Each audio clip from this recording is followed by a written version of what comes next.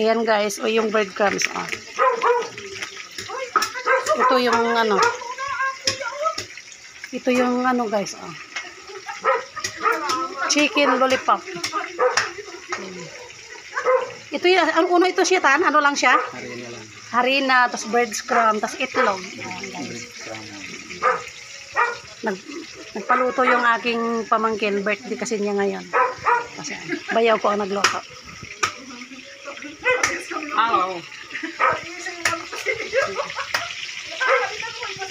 Ayan guys, oh, ayan oh. Nandiyo sila sa labas. Busy din sila sa labas.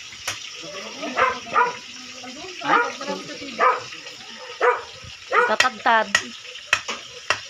Daming oh. Yung isa naglilitson. Itong isa nag-aano ng buko. Yung isa, oh, ayan.